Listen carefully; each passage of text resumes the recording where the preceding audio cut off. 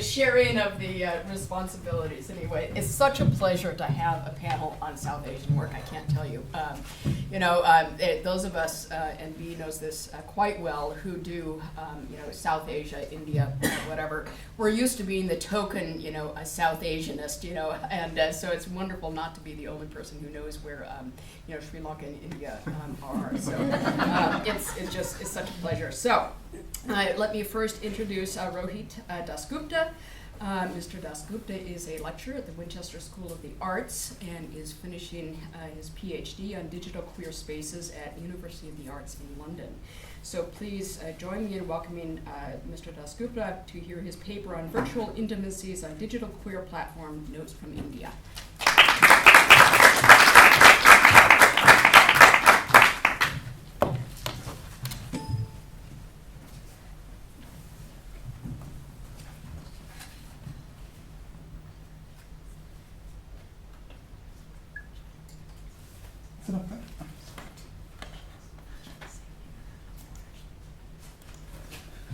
Okay, so thank you very much, Bea, for this opportunity to talk about this work. So my paper is called Queering Virtual Intimacies in Contemporary India. So parts of this paper actually come from my PhD, but then so the data comes from my PhD, but I've kind of tried to formulate kind of my theoretical underpinnings much later, and I've been kind of trying to think more about intimacies and virtual intimacies and thinking about how intimacies can be a way of thinking about queer politics, basically, in India. I'm also really very pleased to be in this panel because it looks like we are all working in the same region of India, which is Eastern India, Kolkata, West Bengal. I am going to read from a script, so any jokes that I make, which I probably will not, will actually be scripted jokes. So there will not be many of them. Okay. So, to start off with, in this paper, I'm going to be interrogating the idea of virtual intimacies and the potentials for new kind of politics nurtured within virtual intimate formations.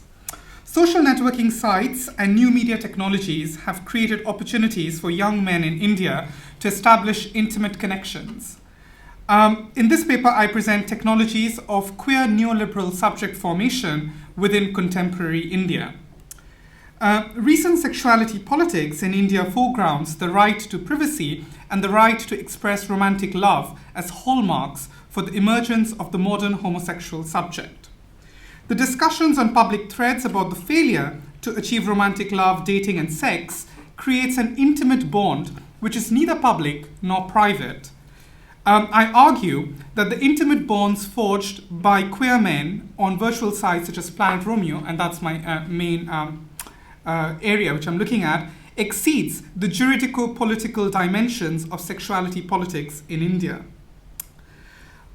So before I even begin, I was hoping that my other panelists will be talking about Section 377, but subsequently they will not, so I'm going to just give a brief overview of that. So Section 377 is is a colonial remnant, which is the anti-sodomy law, which says any sex against the order of nature basically leads to a life imprisonment in India. In 2009, it was decriminalized, and I started my project in 2009, and in 2013, it was recriminalized again. So my project kind of fits within this kind of small fracture. I would like to state here that the members of Planet Romeo are not outside the legal implications of 377. My major argument is that the affective dimensions for the intimate exchanges between the members of Planet Romeo on virtual platforms are in excess of the juridical political dimension. In the case of the Planet Romeo users, I'm arguing that their subject formation is happening through romantic love. So romantic love is being the kind of the object through which they're making their creating their subject. Their inability to form romantic love outside the structure of the virtual platform is a remnant of the anti-sodomy 377, which haunts them as a spectre of the neoliberal homophobic discourse. So why Planet Romeo and what is Planet Romeo? So this is just the Planet Romeo trademark. It says, we are different, we are just like you, we like men. Right from the start, it has been a platform for the gay and bisexual male and transgender community. Now, it's very interesting that what they're saying over here on their masthead is saying, we're open to all men. However, when you look at it, you basically see cisgendered men, masculine identified men. Interestingly, none of them are also South Asian. Now, this was something I found very interesting because currently Planet Romeo has 2.6 million users, out of which 120,000 is from India alone, and almost 1 million from the whole of South Asia. So South Asians are using Planet Romeo, but they don't really have much representation on the masthead itself. So I'm going to be beginning this paper by discussing a bit around the literature around virtual space, sexuality, modernity, and intimacy to foreground my argument. And then I'm going to basically I wanted to talk about 2 case studies, but I'm going to be focusing on just one vignette today. Just a bit of note about my methodology again. So I'm borrowing Sharif Moulaboukou's MACPI methodology, which I analyze, through which I'm analyzing data by using a patchwork of tools, appropriating the glittering highlights. So basically from a range of diverse disciplines, I don't fall within one single. Data was collected through lurking. Now, I don't know if any of you know about what lurking is. Do you know what lurking is?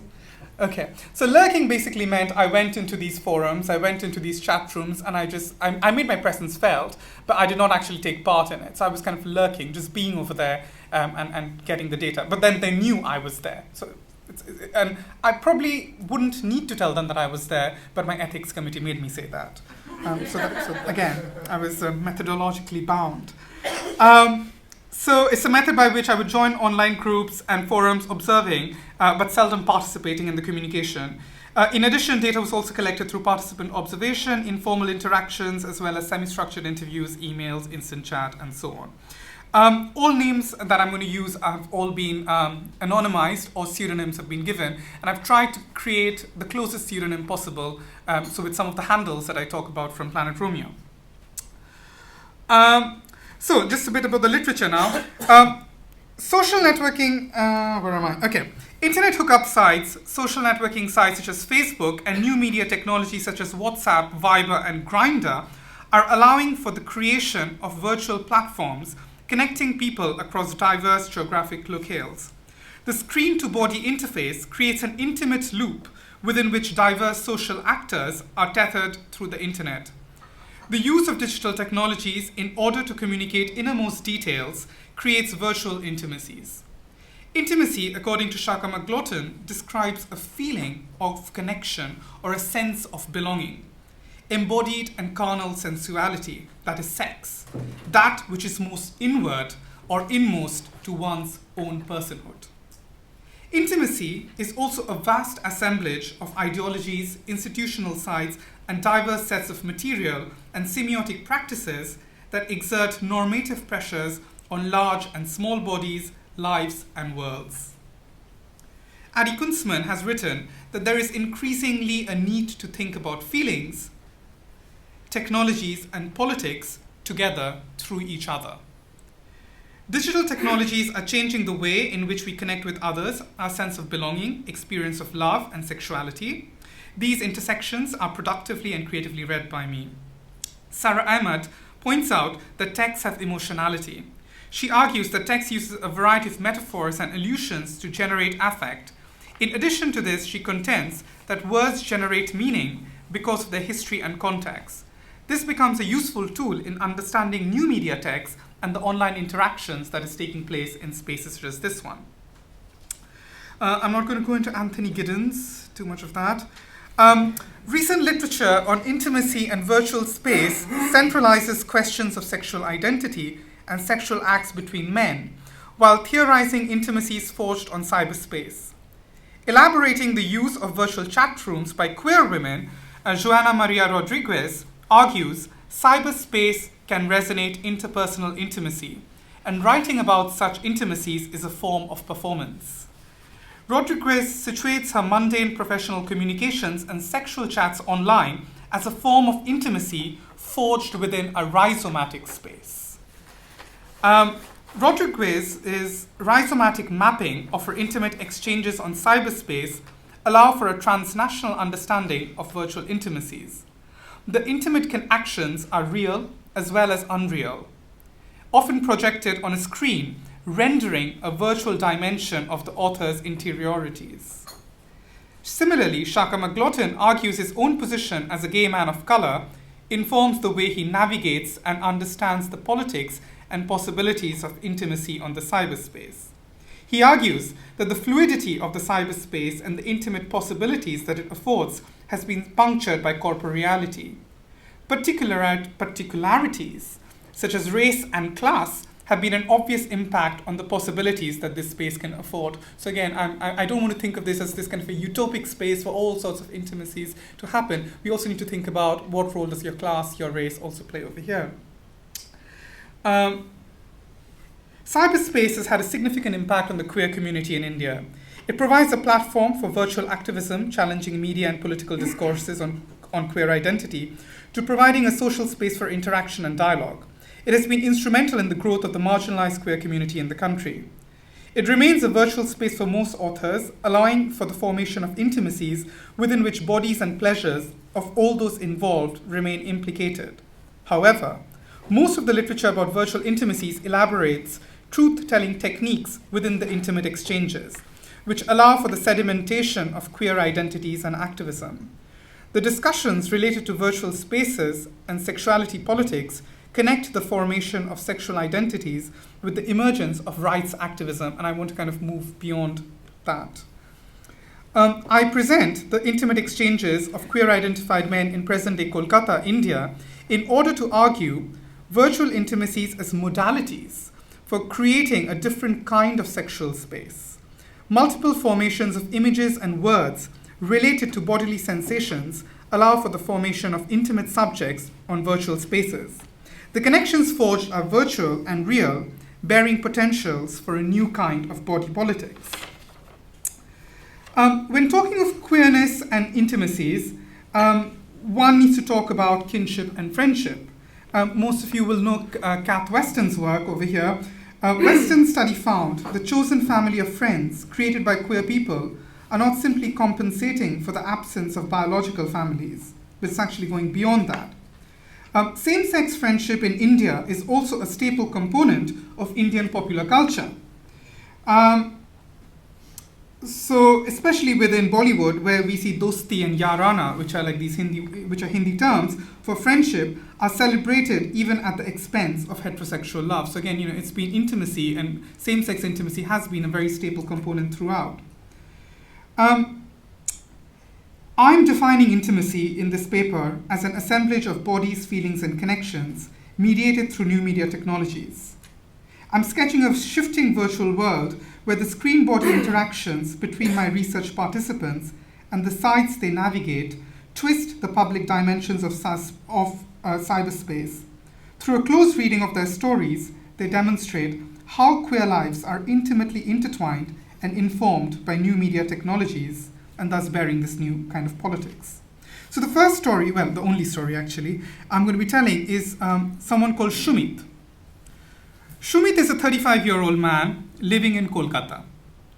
He works for a cultural organization in the city and is fairly open about his sexuality to his co-workers, friends, and cousins. Now, when you talk about being open about your sexuality, most people I've actually spoken to, they are basically talking about everyone but family. So just to make that clear. He informed us some of the best friends and lovers, which he added under air quotes, he has made has been through social networking sites. Shumit is quite involved with the queer scene in Kolkata and regularly uses the internet to hook up or meet other people.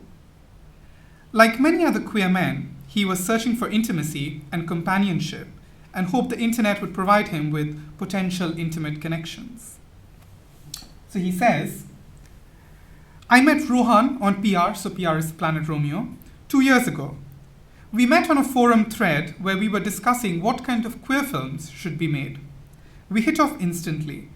At that point, there was no romantic connection, but other people chatted about us on the thread. Even we had begun to talk privately. Ultimately, it led to us going out for a date, followed by a year-long friendship. According to Elizabeth Povinelli, liberal subjects are formed through a construct of romantic intimacy. By liberalism, Povinelli invokes the concept of freedom and of the self-determining subject. She explains that the modern subject is constructed through romantic monogamous love, which is also fashioned through a set of pre-existing institutions and traditions. Similarly, the modern Indian gay subject is an individual who is inaugurated through this idea of romantic love. Shumit's desire for a romantic relationship with Rohan is formed through others on the thread, suggesting coupledom upon both of them. The bestowing of conjugality is a form of regulatory mechanism for Shumit and Rohan's private chats, which is not happening on the forums. The private chats and the public threads, however, are co-constitutive of each other, mirroring the constitution of virtual and real-time interactions between Shumit and Rohan. Both of them eventually go on a date and engage in a year-long relationship. The year-long relationship signifies intimacy in the form of this conjugal love. Giddens has argued there is a transformation of intimacy in modern society where both parties entered into it for its own sake and continue it only so far as thought by both partners to deliver enough satisfaction for each individual. Okay, so that's what Giddens has said. However, with virtual intimacies, it is not quite so straightforward. You can't just be like, okay, my satisfaction is done, I'm moving on. As Shumit found out after his breakup with Rohan, I was finding it simply difficult to go online on PR. I would invariably see if he was online, so if Rohan was online. And if he was, I would get very jealous that he was courting other boys. I mean, Indian men do have this thing of using very Elizabethan English, the Queen's English as they call it.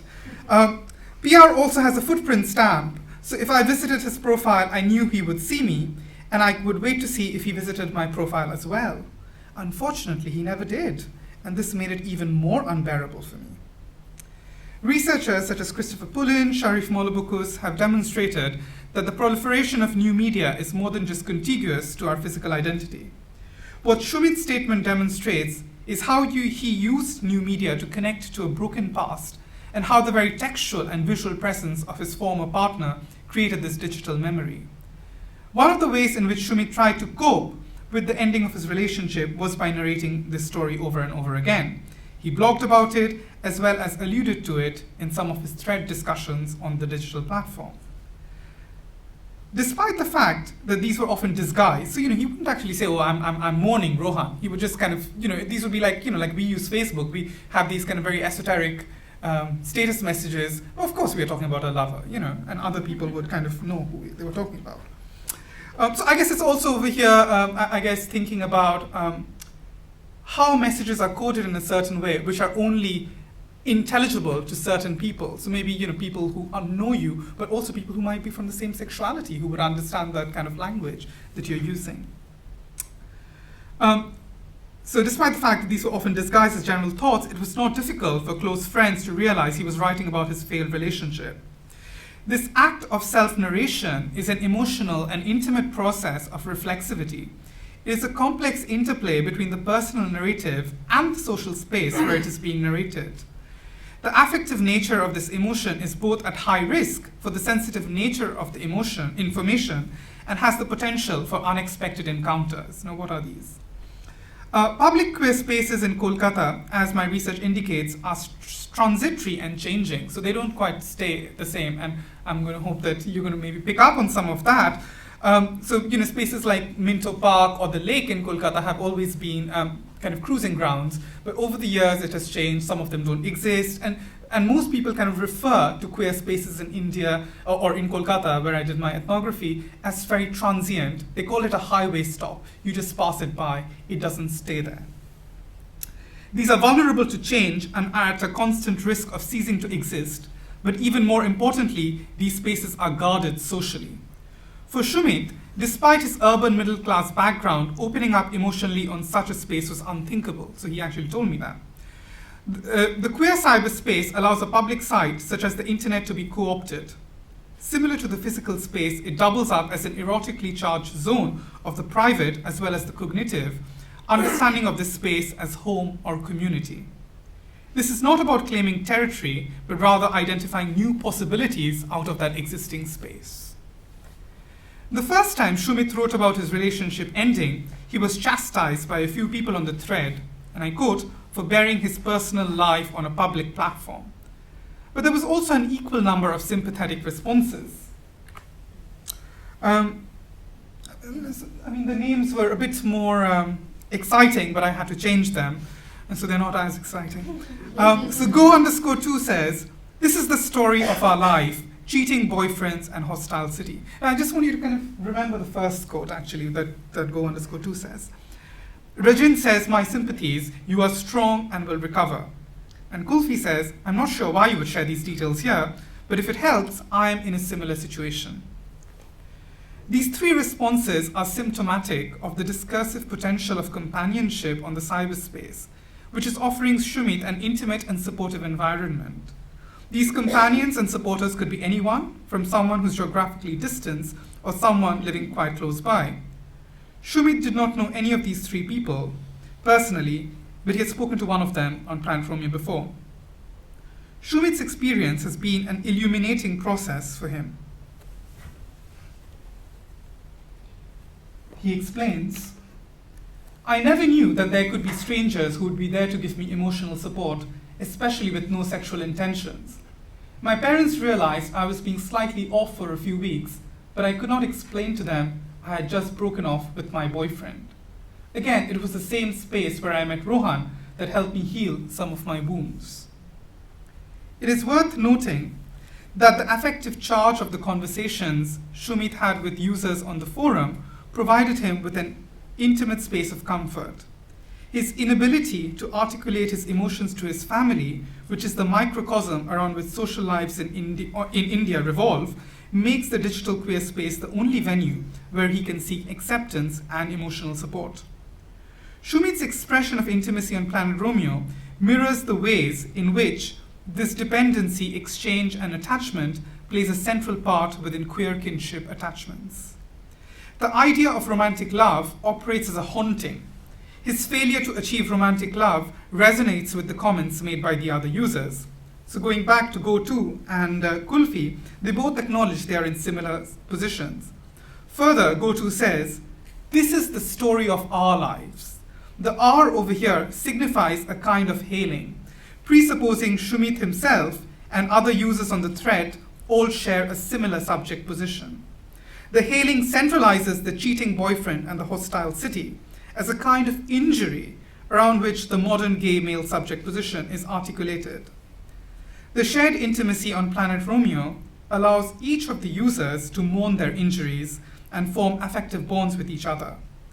The modern queer male subject is affectively formed through articulating intimate injuries and mourning the failure of romantic love. Another concept that this episode makes us consider is the role of public mourning and intimacy. Judith Butler argues that our vulnerability to loss and mourning that follows creates a condition through which a basis for community can be found. So mourning as a way of forming a community. Mourning and public display of loss serves a twofold purpose here. On one hand, it is the acknowledgement that something has changed forever, and at the same time, it is also an acceptance of the transformation that is about to follow. So you're accepting that the changes happen, but you're also accepting that things will change from here. Shumit's grief, by moving from a privatized zone to a public display, transforms mourning, since it does not remain a solitary situation anymore. So he's managing to create this community with other users who we saw, who is taking part in this kind of collective mourning. Shumit's experience makes it clear the exposure to grief on new media sites, where memory remains intact far longer, thwarts any effort to foreclose that vulnerability. But at the same time, the public mourning that is elicited from these digital memories offers the possibility for new kinds of kinship networks to form. Compassion implies a social relation between spectators and sufferers, as Laurent Berland says. The emphasis of this is on the spectator. The participants and users on Planet Romeo share a strong similarity with offline support groups offered by non-governmental organizations, some of which my next panelist will be talking about. The discussions on the thread offer similar emotional support to participants. Shumit, on the other hand, talks about the compassion that he received from other forum users when they found out about his relationship ending. Suffering can be understood as being circular and moving through a reciprocal function. a characteristic of intimacy. So I'm kind of saying that reciprocity itself then becomes a form of intimacy. I would argue that the experience of pain or anxiety about romantic love is the cultivation of processes that act as a mediating tool. Thus, sympathy and being able to associate and identify with each other through injuries, and this injury being the not being able to form romantic love. With regard to compassion and its relation to virtual intimacy, I would like to draw 3 observations here. As with other mediated intimate communications that take place on Planet Romeo, compassion is also focused on emotion, suffering, or anxiety due to the relationship ending, dating, coming out, and so on. In this case, which becomes a shared emotion with other users. Returning to Berlant, I would suggest that the readers of this narrative responded to it in an affective way that is collective and adds to the space's archive of feeling. Intimacy is initiated within the forum in order to feel connected and explore the virtuality of the community or the fragility of it. Finally, virtual intimacies in the form of exchanging sensations, articulating feelings, affect gay male subject formation in spite of the constraints imposed upon the subject through the physical realm, so something like Section 377, which criminalizes same-sex sexuality, which would not recognize or offer a similar level of compassion. As Shumit responded further, I have dwelled with my past lovers, but now through my self-narrative, I'm forging new connections. These are people who empathize with what I have gone through and offer me some form of consolation, which I do not think I would have received elsewhere. They barely need to say much. The fact that they would post a simple hug meant so much to me. Intimacy, after all, is a sign of past and future connection, one that is constituted by memories, but also holds the intimation of a future. Shumit's way of coping with his past and forging intimate connections with his compassionate readers is a sign of the importance of virtual intimacy with respect to suffering and emotion. Intimacies saturate queer interaction on the cyberspace. Mediated by technology, the discourse of intimacy has not just been transformed, but has undergone a redefinition. Issues such as compassion, companionship, relationships, hookups on the cyberspace remain central in our understanding of virtual intimacies for queer men. Mobile and digital media have defined new pathways and reconfigurations of the public space. There has been a significant shift in how intimacy is played out on the public space through public postings, chatting on threads, and blogs. Interactions have led to reciprocity. So you tell me something good, I tell you something good, which is an important example of the way in which these kind of screen body interactions take place on digital screens. Virtual presence is as important as physical presence, and one of the things I argue in my larger thesis, is that when we talk of queer culture, we cannot think of the online and offline separately, but rather they actually seep into each other. And so there's no way we can make a kind of distinction between them both, at least for queer male communities. Through continual reciprocal exchanges, this presence is maintained, addressing the issues of commitment and trust. Shumit is part of the regulatory neoliberal project of creating the respectable citizen subject. He occupies a straitiated spatial arrangement within Indian neoliberalism. His articulation of his inability to form romantic attachments on Planet Romeo, the failure signals a kind of founding melancholia upon which the neoliberal subject is inaugurated. Yet the inaugural never arrives. The subject never arrives, rather through posts, threads, and comments, they're connected into a loop of multiple becomings. Virtual intimacies is possessed of an inherent and generative capacity for change. Shumit's story attends to this affective nature of entanglement that cyberspaces afford. I am going to end very soon. Mobile and digital media have defined new pathways and reconfigurations of public space. There has been a significant shift in how intimacy is being played out through these public postings. Virtual intimacies help us resist normative codes of what intimacy means. These are actual and real emotions mediated through technology. It demonstrates the importance of ambivalent gestures, which might index a whole range of saturated meaning, a secret language accessible to some. It also reflects the ways in which young men in India are using the internet to be together and contest conventional relationship structures. In narrating this stories, we are also, I was also moved by the researcher-research-subject interaction. Throughout this paper, I've attempted to sketch and diagram the ways in which young men are using digital technologies to redefine relationships and companionship. As Adi Kunzman has argued, digital culture in itself can be a site of investment of feelings.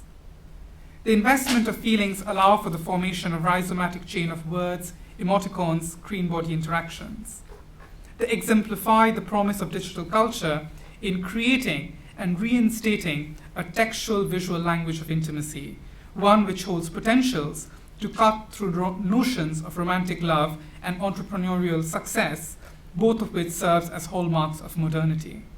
My ethnography responds to the experiential realities of the diverse constitution of bodies and pleasures in Eastern India and tries to push for a new potential for queer politics. Thank you.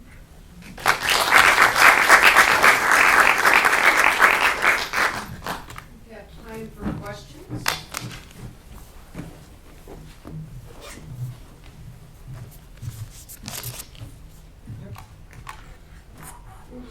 Oh, it doesn't matter. Just a question in relation to the section of the penal code that you mentioned.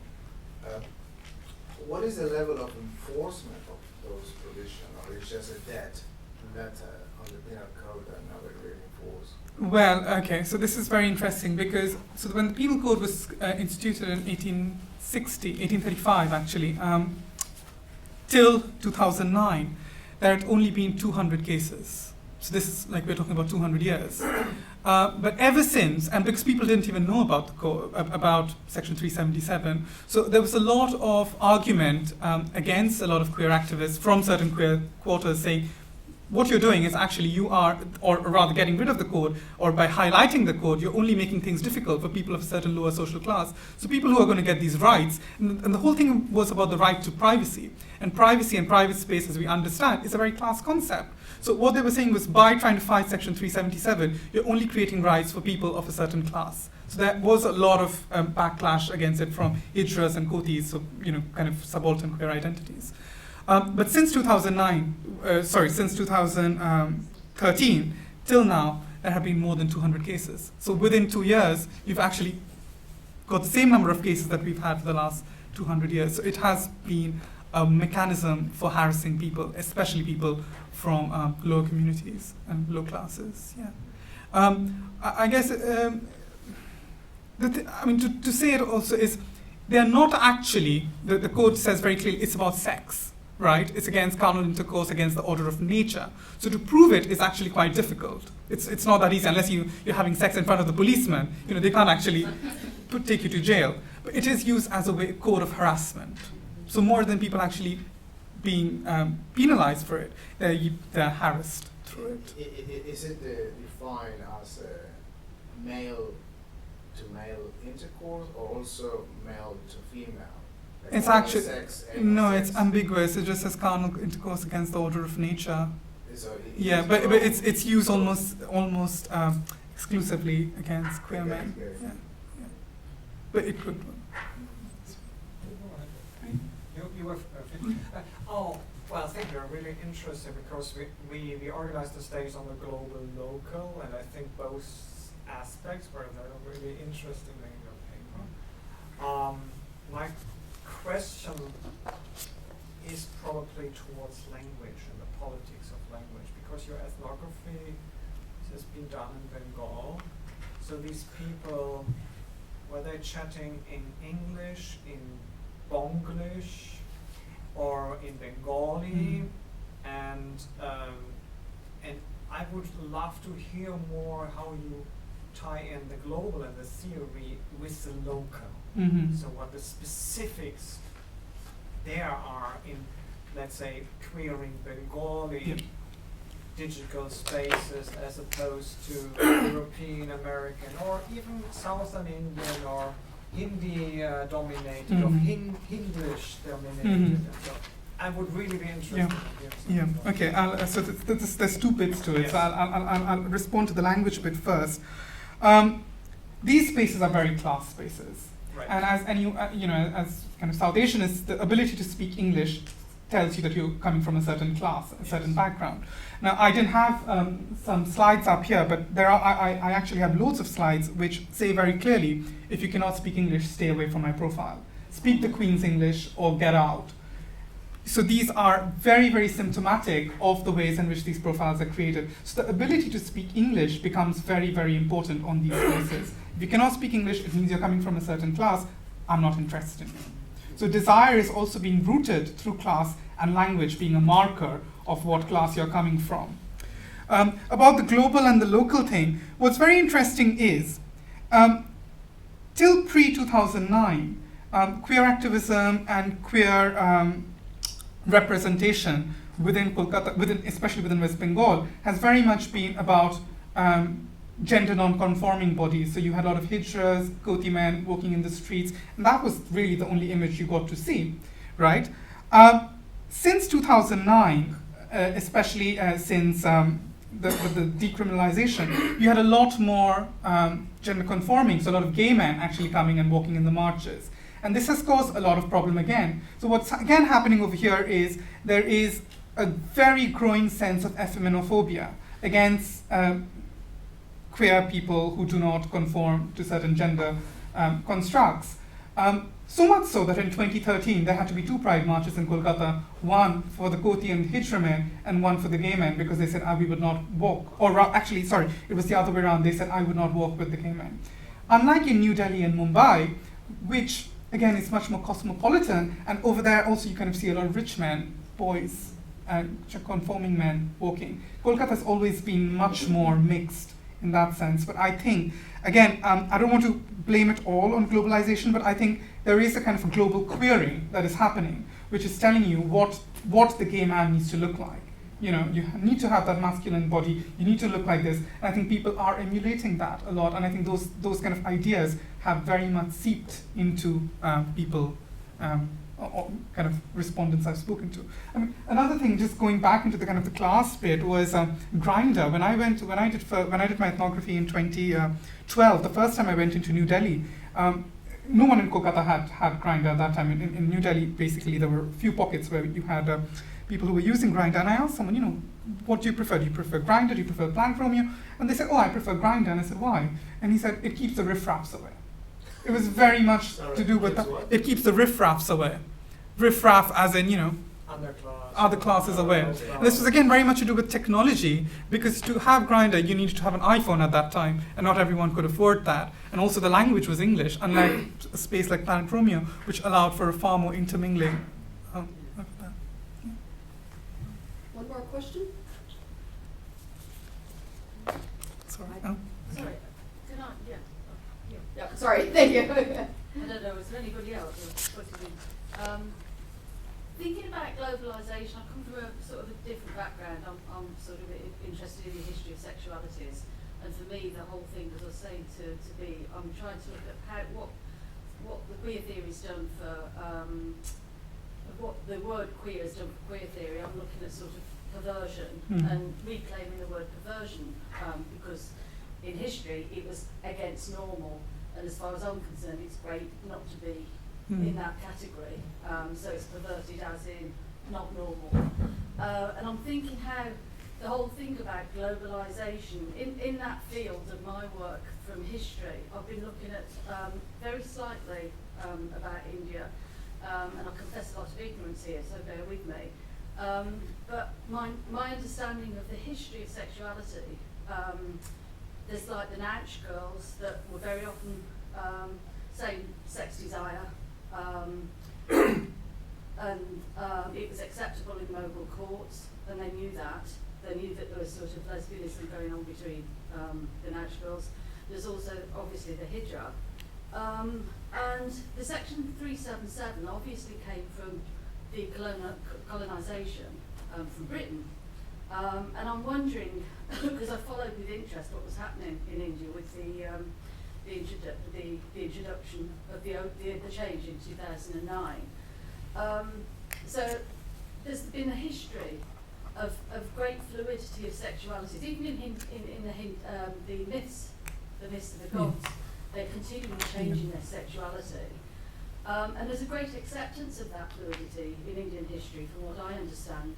And yet, with the 2009 ruling, it was like a rejection of Western values, only to reintroduce it in another form in 2013, in a different guise, if you see what I mean. It's sort of taking on Western values, but it's India doing it now. Yeah.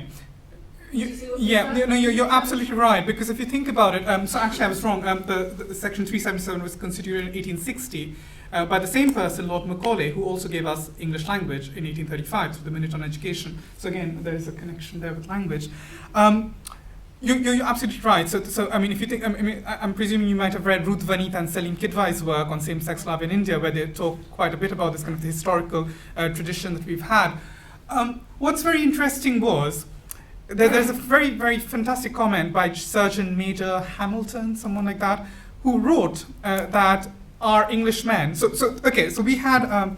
So you had red light areas within army cantonments, right, which was for English soldiers to go over there. And then there was a lot of debate in the Parliament over here in Britain saying we need to get rid of it. This is bad. This is that. And there was a lot of guarded discussions that this would lead to homosexuality, and this was seen as, and I quote, special Oriental vice. So this wasn't seen something that happens here, but these are people who've gone there who've picked up the special Oriental vice. But what India and the kind of a post-colonial India is now doing is they are framing this as a Western import. So it's not seen as something, it's not us, it's the West who's brought it. Whereas if you go back colonially, it was seen as something that came from the East to this country. So I think there's something that's quite interesting over there, the way in which they're both kind of crisscrossing. But no, you're right. I mean, historically there has been.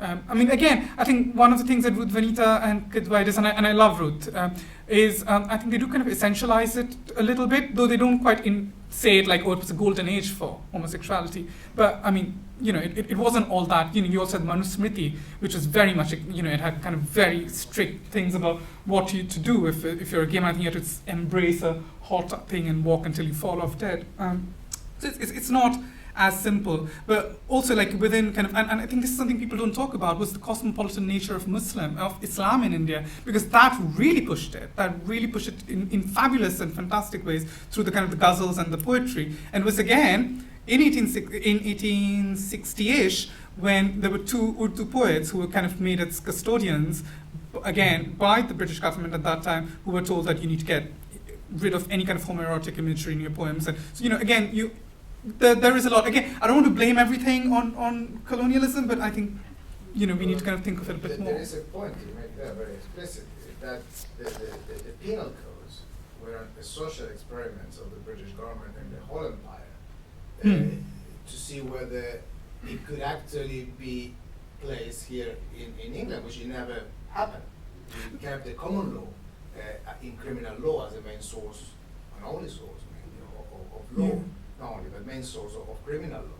But the penal codes were actually an experiment, which, I mean, it emulates the same experiment that was happening in the continent. All the codes, Germanic codes, the French codes. And so that was an experiment that the British didn't want to do it here. They wanted to experiment in the colonies first, with the idea of doing afterward. I never did it. And in particularly the sodomy laws, I think you raised a very good point. The sodomy laws, and Kirby in Australia actually gave a fantastic keynote speech in Queering Paradigms Australia in Brisbane. They were actually laws that were not aimed. The British have similar ideas to the Romans, that they don't want to impose their laws or morals to the colonies in principle. They were laws that they were tailored just to prevent their soldiers to do overseas what they couldn't do at home. Sodomy being a criminal offense here, then they say, we need to have the same laws so they don't go to those areas. That's right. Yes. So, and it's interesting that now you have endorsed something that is purely colonial as yours. It's just sort of interesting. One of my colleagues, Rahul Rao at SOAS, is doing kind of similar work on Uganda, kind of bringing out these histories that have been repressed, and again, kind of saying this has actually not got anything to do with Uganda, and homophobia actually can be traced back again to these kind of laws that were not instituted by people there, but by the colonizers. And I think that we will have another chance to talk about this in round 2 with Marina's paper. So let's give Rohit another round of applause.